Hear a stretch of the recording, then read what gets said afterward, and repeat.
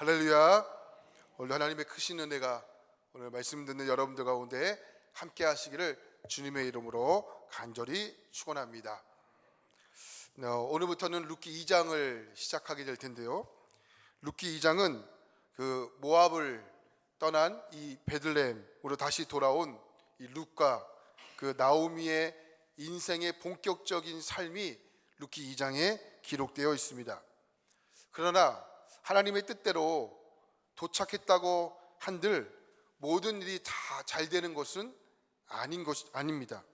먼저 시어머니를 보면 나오미가 나이가 많아 노동력을 잃었습니다. 일을 할 수 없는 나이입니다. 그리고 며느리 룻은 베들레헴 사람이 아니고 이방 사람이었기 때문에 베들레헴의 환경과 상황을 전혀 알 수가 없는 상황입니다. 그러나 이방 땅에서 온 이 며느리 룻이 가정의 모든 부양을 책임져야 하는 상황에 몰리게 됩니다. 자, 이런 상황에 오늘 말씀 1절은 이렇게 말씀합니다. 자, 1절 말씀을 볼까요? 1절입니다. 시작. 나오미의 남편 엘리멜렉의 친족으로 유력한 자가 있으니 그의 이름은 보아스더라. 아멘. 하나님께서는 말씀을 버리고 이방 땅으로 갔다가 다시 10년 만에 돌아온 새로운 삶을 살기 위한 이 보아스와 나오미에게 먹을 것을 준비하거나 그 다음에 거처할 보금자리를 먼저 마련해 주신 것이 아니었다라는 거예요. 그리고 근데 2장에 시작하면서 우리가 한 가지 눈여겨보아야 할 것이 매우 중요한 것이 있는데 1절에 등장하고 있는 바로 보아스라는 사람이에요. 오늘 말씀 1절을 보면 베들레헴에 사는 보아스를 가리켜 유력한 자라고 표현하고 있습니다. 이 보아스는 누구일까요? 시어머니였던 나오미와 매우 가까운 친족이었다라고 성경은 표현하고 있습니다. 여기서 나오는 유력한 자라는 표현은 히브리어로 하일 기뽀르라는 단어예요. 하일 기뽀르. 이 하일 기뽀르라는 단어는 뭐냐면 그냥 단순히 재산이 많다라는 뜻이 아니고요, 사회적으로도 유능하고 매우 존경을 받은 인물이라는 뜻을 가리켜 하일 기뽀르라고 이렇게 표현하고 있습니다. 따라서 보아스라는 사람은 누구냐면 단순하게 재산이 많은 사람이 아닙니다. 도덕적으로 또한 인격적으로 사회적으로 볼 때도 매우 탁월한 유능감을 가진 사람이 누구냐? 보아스라는 것입니다. 우리 1장에서 엘리멜렉은 어떠한 사람이었습니까? 베들레헴에 흉년이 들었을 때 모압 땅으로 도망갔던 사람이잖아요. 근데 이 보아스는 어떤 사람이냐면 똑같이 베들레헴으로 살았지만 흉년이 들었을 때 말씀을 버리고 이방 땅으로 갔던 사람이 아니고 어려움에도 불구하고 하나님의 말씀을 붙잡고 베들레헴에 살았던 사람입니다. 그러니 돈만 많은 사람이 아니고 사회적으로도 존경받고 유능했던 사람일 뿐만 아니라 신앙적으로도 매우 훌륭했던 사람이다라고 볼 수 있다라는 겁니다. 다시 이 나오미와 룻이 하나님의 말씀을 듣고 모압 땅에서 베들레헴으로 다시 이주하게 됩니다.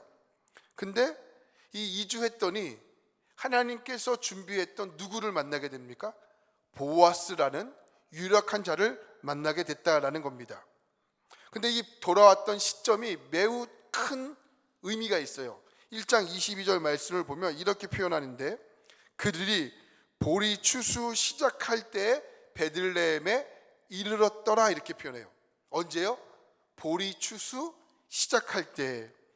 여러분, 이 타이밍이에요. 매우 놀라운 타이밍이에요. 하나님의 생각은 언제나 우리의 생각과 다르고요, 하나님의 길은 언제나 우리의 길과 너무나도 다릅니다. 우리는 당장 먹을 것, 당장 입을 것을 달라고 매일같이 구하지만 하나님은 그것과는 다른 본질적인 것을 우리에게 주시기를 원하신다라는 거예요. 그러므로 우리가 살아갈 때 언제나 하나님을요, 우리의 생각에, 우리의 한계에 언제나 가두지 마시기 바랍니다.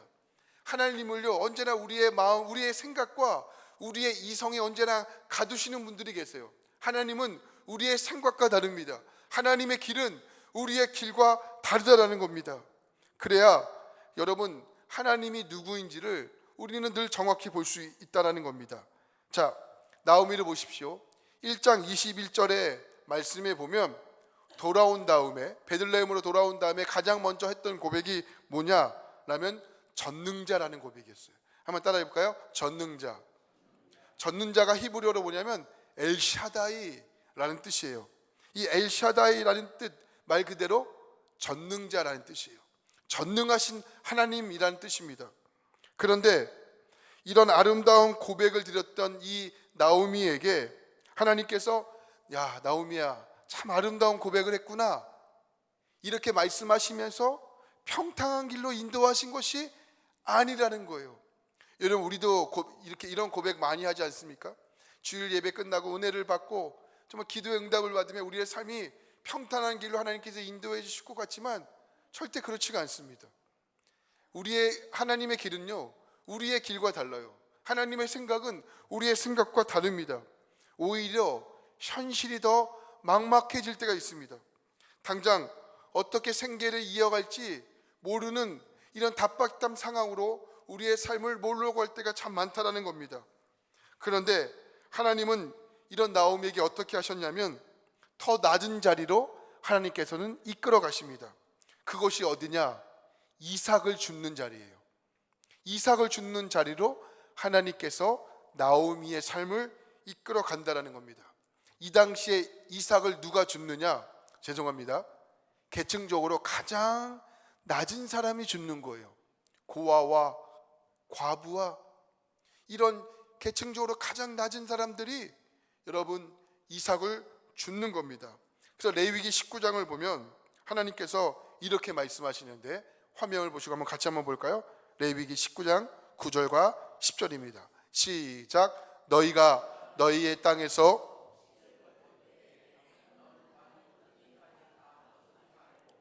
내 포도원의 열매를 다 자 10절 말씀 시작.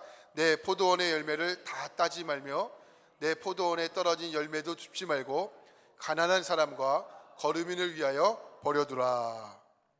이 말씀은요 단순한 그 당시의 풍습이 아니에요. 연약한 자를 향한 하나님의 배려와 하나님의 명령이었습니다. 그래서 이삭을 줍는 사람들은 극도로 어려운 상황에 놓인 사람들이 이삭을 줍는 겁니다. 그런데 하나님은 믿음으로 결단하고 돌아온 나오미와 룻에게 이러한 일을 하시게 하신 거예요. 자, 오늘 말씀 2절에서 룻은 나오미에게 이렇게 말합니다. 2절 말씀 볼까요? 준비 시작. 모압 여인 룻이 나오미에게 이르되 원하건대 내가 밭으로 가서 내가 누구에게 은혜를 입으면 그를 따라서 이삭을 줍겠나이다. 아멘. 내가 밭에 가서 이삭을 줍겠습니다. 이렇게 해요. 어디에 가서? 밭에 가서 이삭을 줍겠습니다. 이렇게 이야기하는 겁니다. 여러분 만약 룻이요 나오미에게 어머니 내가 어떤 사람인지 알아요? 내가 어떤 사람인데 이런 일을 합니까? 차라리 굶어 죽겠습니다 라고 이야기했다라면 이후에 누릴 놀라운 영광을 이 룻이 누리지 못했을 겁니다. 근데 2절을 보면 뭐라고 이야기하냐면 밭으로 가서 이삭을 줍겠다라고 이야기하고 3절에 보면 직접 나가서 이삭을 줍게 됩니다. 3절 말씀 볼까요? 자, 3절입니다. 시작. 룻이 가서 배를 따는 밭에서 이삭을 줍는데 우연히 엘리멜렉의 친족 보아스에게 솥한 밭에 이르렀더라. 아멘. 여기서 말씀해 보니까요 매우 중요한 표현이 등장해요. 따라해 볼까요? 우연히. 이 우연이라는 단어예요. 여러분 이 우연이라는 단어를 여러분 우리가 살아가면서 참 많이 사용해요. 아유 어떻게 지냈어? 어떻게 이런 일이 있었어? 권사님 우연히 됐어.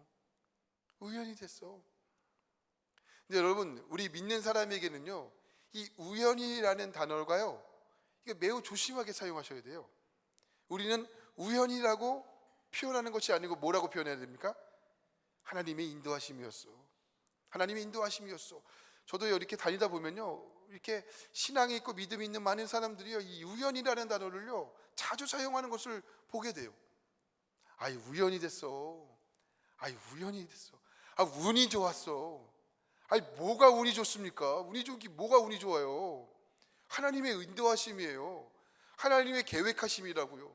우리 그리스도인들이 쓰지 말아야 할 대표적인 단어가 있는데 따라해 볼까요? 우연히. 운과 우연이가 아니에요.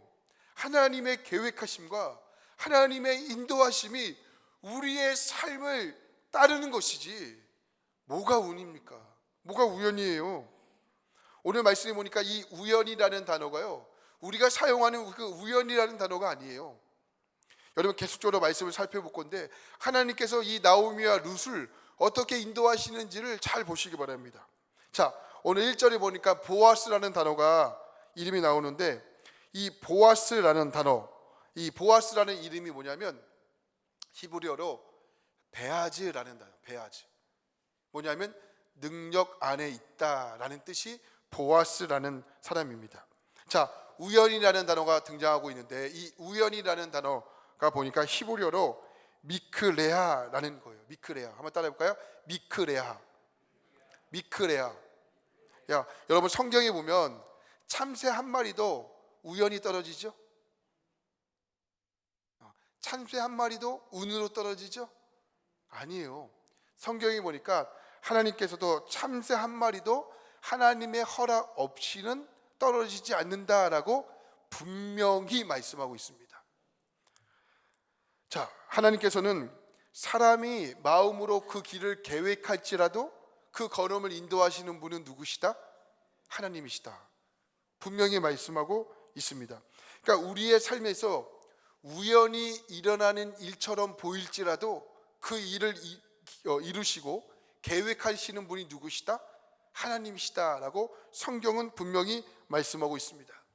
그런 말씀에 빗대어 하나님께서 모압의 삶을 청산하고 다시 베들레헴으로 돌아오신 것은 우연히가 아니고 하나님의 계획하심으로 다시 돌아왔고, 더 중요한 것은 뭐냐? 룻이 이삭을 줍는데 우연히 보아스의 밭으로 간 것이 아니고 하나님의 계획하심 가운데 보아스의 밭으로 갔다라는 것입니다. 이것이 뭐냐? 성경에서는 우리에게 이렇게 말하는 겁니다. 따라해 볼까요? 하나님의 은혜이다. 하나님의 은혜이다. 여러분, 우리의 삶을 잘 돌아보시기 바랍니다. 여러분, 우리가 하나님의 자녀가 되었습니다. 이게 우연일까요? 여러분, 이곳에 나와 하나님께 예배하는 것이 우연일까요? 여러분, 우리가 우연히 믿음의 가정에 태어났을까요? 우리가 우연히 만수교회 근처에 살게 되었을까요? 여러분, 우연히 전도하는 친구를 만나게 되었을까요? 여러분, 우연히 우리가 만수교회에 나와서 하나님께 예배하는 것일까요? 여러분, 만수교회에 어떻게 나오셨습니까? 우연히 나왔습니까? 그렇지 않죠? 저는 여기에 분명한 하나님의 계획하심이 있다고 확신합니다. 이게 하나님의 은혜예요. 우리가 하나님의 자녀가 된 것도, 여러분이 만수교회에 나와서 하나님께 예배하는 것도, 여러분이 믿음의 가정에 태어난 것도, 여러분이 믿음의 좋은 지인들을 만나서 전도받은 것도, 이 모든 것이 다 하나님의 계획하심과 하나님의 은혜라는 것입니다. 자, 그래서 오늘 말씀 4절을 보면 이것은 단순한 우연이 아니라는 것을 확실하게 말씀합니다. 자, 4절 말씀 볼까요? 4절입니다. 준비 시작. 마침 보아스가 베들레헴에서부터 와서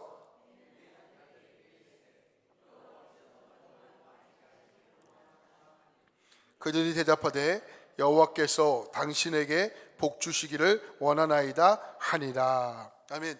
4절 말씀 보면 아주 중요한 단어가 등장을 합니다. 그 단어는 마침이라는 단어예요. 따라해볼까요? 마침. 이 마침이라는 단어가 히브리어를 보면 힌내라는 뜻이에요. 힌내. 따라해볼까요? 힌내.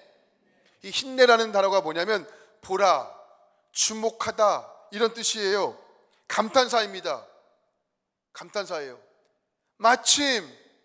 마침이라는 거예요. 그런데 봐라라는 뜻이에요. 그런데 주목해봐라 라는 뜻이에요. 이것을 통해서 하나님께서는 놀라운 상황을 표현하시는 겁니다. 룻이요, 이삭을 주우러 나갑니다. 근데 나갔는데 마침 그 밭의 주인이 누구예요? 보아스라는 거예요. 보아스라는 겁니다. 여러분, 보아스의 밭으로 나갑니다. 그런데 공교롭게도 마침 어떤 일이 일어나게 되냐면 그 밭에 누가 나타납니까? 보아스가 나타나는 거예요. 보아스가 나타나는 겁니다. 여러분, 그냥 이 말씀을 읽으면요, 그냥 평범한 말씀이지만 이 말씀은 매우 놀라운 말씀입니다. 왜 그러냐? 보아스가 그 밭에 나타난 것은 이게 놀라운 은혜예요. 그 밭의 주인이 누구입니까? 보아스잖아요. 대부분 밭의 주인은 이삭을 죽일 때 나타나지 않습니다. 언제 나타나게 되냐면 추수 현장에 나타나는 일이 거의 없습니다. 보통 나중에 곡식을 떨 때 타작마당에 모습을 드러나는 경우가 대부분 많습니다. 그럼에도 불구하고 보아스가 그날 어디에 나타났습니까? 보아스의 밭에 나타났다는 거예요. 이것은 단순한 우연이가 아닙니다. 하나님께서 보아스의 마음을 감동시키셔서 보아스가 오늘 그 밭에 나타나도록 하나님께서 그의 발걸음을 인도하셨다는 겁니다. 할렐루야. 여러분, 이것이 어떻게 우연입니까? 우연이가 아닙니다. 그 사람을 하나님께서 만나도록 하나님께서 계획하신 겁니다. 그래서 하나님께서는요, 그 놀라운 것을 감탄하게 놀랍게 표현하시기 위해서 성경에서는 어떻게 표현하냐면 마침, 힘내라는 감탄사를 사용하셔서 이 놀라움을 극도로 표현한 겁니다. 이 성경이 있는 우리에게 마침 보라는 거예요. 하나님께서 놀랍게 표현하신 겁니다. 힘내 보라는 거예요. 주목하라는 거예요. 할렐루야. 여러분, 우리가요 정말 누군가 이게 극적으로 등장할 때 어떻게 등장하죠? 짠 하고 등장하죠. 그죠? 짠 하고 등장하다. 어렸을 때 부모님들이 이렇게 자녀들과 이렇게 숨바꼭질을 하잖아요. 그죠? 그러면 숨어 있다가 짠 하고 났잖아요. 그럼 아이들이 어머 너무 좋아하잖아요. 이렇게 너무 좋아하잖아요. 극적으로. 근데 여러분, 그런 표현이 아니에요. 지금요, 이거보다 더 극대함의 표현이에요. 힘내, 바라는 거예요. 너희들의 믿음의 눈을 들어 보라는 거예요. 무엇을 보라? 하나님의 계획하심을 보라는 거예요. 하나님의 역사하심을 보라는 거예요. 할렐루야. 이것이 뭐예요? 하나님의 은혜라는 거예요. 하나님의 은혜. 그러나 또 하나 우리가 주목해야 할 것이 있습니다. 그 주목할 것은 뭐냐면 성경에는 기록되어 있지 않지만 룻이 누구예요? 이방 여인이잖아요. 근데 이방 여인은요, 하나님의 말씀을 모릅니다. 율법을 몰라요. 근데 이방 여인이었던 룻이 베들레헴으로 돌아와 이삭을 줍는 것을 알아요. 이게 참 희한해요. 이게 참 신기합니다. 이방 여인이에요. 이스라엘 백성들이었으면 이해가 돼요. 율법을 알기 때문에. 하지만 이방 여인입니다. 이방 여인은 율법을 모릅니다. 근데 어떻게 베들레헴으로 돌아와 율법에 기록한 이삭을 줍는 것을 어떻게 알 수 있었을까요? 어떻게 알 수 있었을까요? 그거는 바로 시어머니 나오미의 역할이 있었기 때문에 그렇습니다. 비록 나오미가 믿음의 사람이었지만 베들레헴에 흉년이 들어 그 흉년을 피하기 위해서 모압 땅으로 갔지만 그는 여전히 하나님의 말씀을 알았던 사람이에요. 그는 여전히 하나님의 말씀에 영향력을 받았던 사람입니다. 그래서 비록 모압 땅에 갔지만 10년 동안 어려운 삶을 살았지만 하나님과 멀어진 삶을 살았지만 언제나 그녀의 마음속에는 하나님의 말씀이 살아 역사하고 있었다라는 겁니다. 여러분, 말씀이 그래요. 말씀이요, 당장 들을 때는 우리의 인생 가운데 아무런 변화가 정말 없는 것처럼 느껴질 수 있습니다. 그 말씀이 우리의 삶에는 아무런 능력이 없다고 여길 수가 있습니다. 그러나 참 신기합니다. 하나님의 말씀이요, 우리의 삶에 정말 힘들 때, 어려움이 있을 때 그 말씀이 우리 들었던 그 말씀이요, 우리의 삶의 능력으로 나타나는 경우가 상당히 많다는 겁니다. 여러분 잘 보세요. 정말 교회에서도요, 이렇게 새 가족으로 오신 분들이 참 많지 않습니까? 저희 교회도 많은데, 근데 새 가족들과 만나서 이야기해 보면 대다수에 있는 분들이요, 어떤 고백을 하냐면, 어렸을 때 교회를 나가 하나님의 말씀을 들었던 경험들이 다 있습니다. 없는 사람들이 없습니다. 근데 하나님을 떠나 있다가 어느 순간 하나님의 말씀이 기억이 나는 거예요. 어느 순간 하나님이 생각이 나는 거예요. 그래서 발걸음을 어디로? 하나님의 이 집으로, 이 교회로 다시 한번 신앙생활을 하겠다라고 결심하신 분들이 상당히 많습니다. 그런 거예요. 하나님의 말씀이요, 당장은 어떠한 우리의 인생 가운데 역사하지 못할 수도 있지만 하나님의 말씀이 축적되고, 할렐루야, 하나님의 말씀이 쌓이고, 할렐루야, 하나님의 말씀이 여러분 가운데 날마다 쌓이게 되면 그게 언제?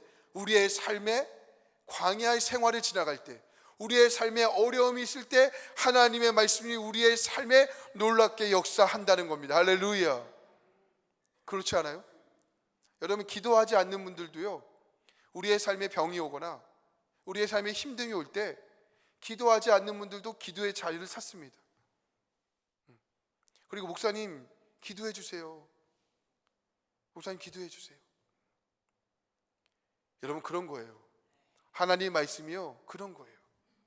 당장 우리의 삶에 변화가 없는 것처럼 느껴질지라도 아무런 변화가 없는 것이 아닌 거예요. 여러분, 오늘도 하나님의 말씀을 들으러 이 자리에 나오지 않았습니까? 여러분, 이 자리에 나와서 하나님의 말씀을 듣고 다시 한번 여러분 젊음을 박차고 여러분의 삶의 일상으로 돌아가게 될 겁니다. 그러나 또 그 말씀이 여러분의 일상 가운데 다 잊혀질 거예요. 생각이 나지 않습니다. 보지 않아도 알아요. 다 잊혀집니다. 그러나 그 말씀이 언젠가는 여러분의 삶의 능력으로 나타나게 되는 것이죠. 그래서 하나님의 말씀은 뭐예요? 살아있다는 거예요. 하나님의 말씀은 뭐예요? 살아 운동력이 있다는 거예요. 할렐루야. 그래서 우리의 모든 것을 찔러 쪼갠다는 거예요. 할렐루야. 하나님의 말씀이 여러분 죄 짓는 곳에 하나님의 말씀이 생각나기를 축원합니다. 하나님의 말씀이 여러분 삶에 무너져 있을 때 하나님의 말씀을 일어서게 되기를 축원합니다. 하나님의 말씀은 능력인 거예요. 그래서 하나님의 말씀이 우리의 삶을 이끌어 간다라고 성경은 말씀하고 있다는 겁니다. 그래서 성경은요, 오늘 말씀 룻을 보세요. 우연이라고 표현했지만 그건 우연이 아닌 거예요. 우리가 알고 있는 그 운과 다른 거예요. 그 운이 뭐예요? 하나님의 은혜라는 거예요. 사례를 보면 마침이라고 표현합니다. 마침을 통해서 하나님은 룻과 나오미의 삶을 인도하고 있다라고 표현하신 겁니다. 창세기를 보면 야곱이라는 사람이 등장하는데, 야곱이요, 창세기 28장을 보면 베들레헴을 떠나 하란으로 가게 되는 장면이 등장합니다. 여러분, 길을 가던 중에 해가 저뭅니다. 해가 저물어서 이 야곱이요, 뭐를 베고 자죠? 돌을 베고 자요. 여러분, 돌을 베고 자본 적 있으세요? 10분도 못 잡니다. 베겨서 못 자요. 근데 이 야곱이 성경에 보니까 꿀잠을 자요. 꿀잠을 자는데 뭘 경험하죠? 하나님의 사닥다리를 경험해요. 하나님의 사닥다리를 경험합니다. 하나님의 사자들이 오르락 내리락 하는 것을 꿈속에서 보게 됩니다. 그리고 하나님이 나타나셔서 뭐라고 말씀하시냐면 야곱과 그의 자손들에게 그 땅을 주겠다라고 약속하시죠. 여러분, 야곱이 얼마나 피곤했으면 돌을 베고 자겠습니까? 그때 나이가 70이에요. 70. 결혼도 하지 않았습니다. 하나님께서 주시는 이 복을 받기 위해서 인생을 바쳤습니다. 근데 여러분, 창세기 28장은 집에 가서 한번 읽어보십시오. 10절부터 13절 말씀을 보면 이 보다라는 단어가 총 몇 번 등장하냐면 3번 등장을 해요. 3번 등장합니다. 성경에서 반복된다는 것은 무슨 의미가 있죠? 매우 중요하다는 거예요. 자, 하나님께서 야곱에게 보다라는 단어를 3번 사용했습니다. 그만큼 중요하다는 거예요. 근데 이 무엇을 보라고 말씀하시냐면 하나님께서 야곱아 너의 인생을 이끌어가는 것이 누구인지 보라라는 거예요. 그럼 야곱의 인생을 이끌어 가시는 것이 누구냐? 이게 중요하잖아요. 성경에서는 그것을 가리켜 하나님이다 라고 말씀하시는 겁니다. 이 사실을 보여주기 위해서 하나님께서는 이 보다라는 단어를 반복해서 사용합니다. 자, 또 29장을 보며 또 다른 야곱의 상황이 펼쳐지게 되는데 29장 1절과 2절 말씀을 보겠습니다. 자, 1절과 2절 말씀 보겠습니다. 함께 보겠습니다. 준비 시작. 야곱이 길을 떠나 동방 사람의 땅에 이르러 2절입니다. 시작. 본즉 들에 우물이 있고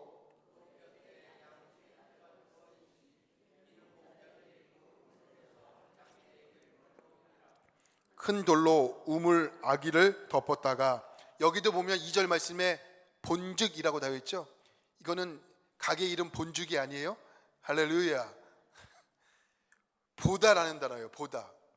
근데 이 보다라는 단어가 히브리어로 뭐라고 써 있냐면 힌내라고 써 있어요. 힌내. 따라해 볼까요? 힌내. 여러분 힌내 아까 들어보셨죠? 힌내는 뭐예요? 보다라는 거예요. 주목하다라는 거예요. 그럼 하나님께서 왜 본즉이라는 단어를 사용했을까요? 왜 힌내라는 단어를 사용했을까요? 잘 보세요. 지금 여기 뭐가 있다는 거예요? 우물이 있다는 거예요. 마침 여러분 당연히 우물이 있겠죠. 여러분 잘 생각해 보세요. 지금요 야곱이요 부엘세바에서 하란으로 가는데 그 거리가 800km입니다. 800km예요.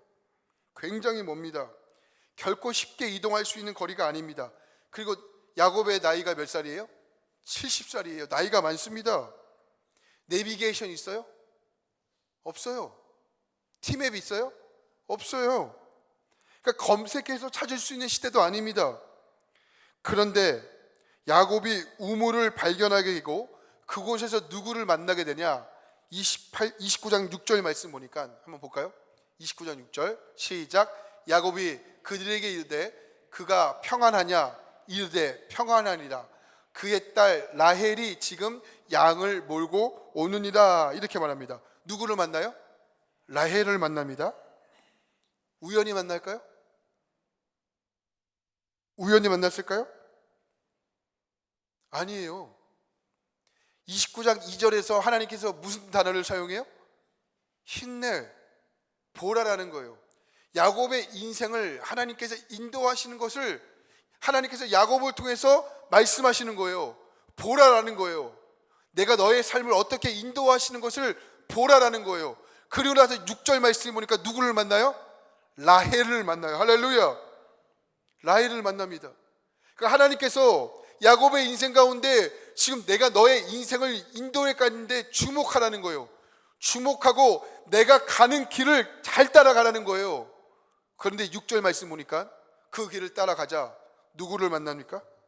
라헬을 만납니다. 라헬을 우연히 만난 것이 아닌 거예요. 이제부터 야곱의 삶이 라헬을 만남을 통해서 그의 삶이 180도 달라지게 되죠. 할렐루야. 하나님이 이런 분이시라는 거예요. 하나님은 이런 놀라운 분이시라는 거예요. 여러분의 삶들 잘 보세요. 여러분의 삶도요 하나님께서 우리의 삶을 보면요 다 이렇게 인도해 가셨습니다. 근데 우리가 말씀을 깨닫지 못하기 때문에 하나님의 인도하심을 보지 못하는 것뿐입니다. 우리가 말씀의 은혜를 받고 말씀의 깨달음을 받으면 하나님께서 우리의 삶을 이렇게 인도해 갔구나라는 것을 우리는 볼 수 있고 고백할 수 있다는 거예요. 할렐루야. 여러분의 삶을 잘 돌아보세요. 여러분 하나님의 은혜가 아닌 것이 하나도 없었습니다. 내가 이곳에서 하나님의 말씀을 전하는 것도 은혜였고요. 여러분 이곳에 나와 하나님의 말씀을 듣는 것도 은혜고요. 오늘 숨 쉬고 있는 것, 오늘 우리가 밥을 먹을 수 있는 것, 우리가 배설할 수 있는 것, 이 모든 것이 무엇입니까? 하나님의 은혜라는 거예요. 이 예배 시간이 왜 중요합니까? 이 말씀을 깨닫기 위해서 중요한 거예요. 그러니 하나님의 말씀을요 한 귀로 듣고 그냥 한 귀로 흘릴 수 있습니까? 하나님의 말씀을 귀로 듣고 우리의 생각에 그 이성에 담을 수 있지만 그 하나님의 말씀이요 이 가슴으로 내려오지 않으면 그 하나님의 말씀이 우리의 인생 가운데 그 어떠한 역사도 할 수 없는 거예요. 할렐루야. 그러니 여러분, 하나님의 말씀을 가지고 한 주간 여러분 부지런히 싸우셔야 됩니다. 말씀이 무기인 거잖아요. 말씀이 무기예요. 그 여러분의 인생 가운데 어떠한 사소한 일에도 기도가 먼저이기를 간절히 축원합니다. 기도를 통해서 하나님은 그의 삶을 인도해 가세요. 여러분, 하나님은요 우리의 모든 삶을 다 세팅해 놓으셨어요. 계획해 놓으셨습니다. 그럼 계획해 놓으신 대로 이끌어 가시면 되잖아요. 근데 하나님께서 뭐라고 말씀하시냐면 기도하라고 말씀하세요. 에스겔을 보면 하나님께서 이스라엘 백성들을 바벨론의 포로에서 70년 만에 다시 탈출시킬 것을 이미 약속하셨어요. 근데 하나님께서 뭐라고 말씀하냐면 그리할지라도 너희는 내게 구하여야 할지다, 이렇게 말해요. 이상하지 않아요? 이미 계획해 놓으셨으면 그냥 인도하시면 되잖아요. 근데 하나님께서 뭐라고 말씀해요? 그럼에도 불구하고 너희는 나에게 기도하라 라고 말씀하세요. 왜요? 왜 기도하라고 하실까요? 그때 에스겔 말씀에 뭐라고 말씀하셨냐면 그래야 내가 한 일을 너희가 알게 될지어다 말씀하세요. 여러분, 왜 기도할까요? 기도해야 이 모든 일이 하나님께서 인도하신 것을 우리가 고백하기 때문에 그렇습니다. 기도하지 않으면 그냥 운이 된 거예요. 운처럼 된 거예요. 하지만 기도하면 하나님이 인도하셨구나, 하나님이 도우셨구나, 하나님이 함께 하셨구나, 이것을 알 수 있게 된다는 거예요. 그래서 기도하라는 거예요. 그래서 쉬지 말고 기도하라는 거예요. 할렐루야. 그런 의미에서 여러분 묻겠습니다. 여러분 기도하셨습니까? 기도하셨습니까? 아니면 불평하셨습니까? 기도하면 알게 되는 거예요. 오늘 이 예배를 위해서 기도하신 분들은요, 이 예배가요 그냥 시간 돼서 드려지지 않는다는 것을 알게 돼요. 기도하신 분들은 알게 되는 거예요. 하나님께서 이 예배를 통해서 나에게 은혜를 주시기 위해서 이 예배를 준비하셨구나.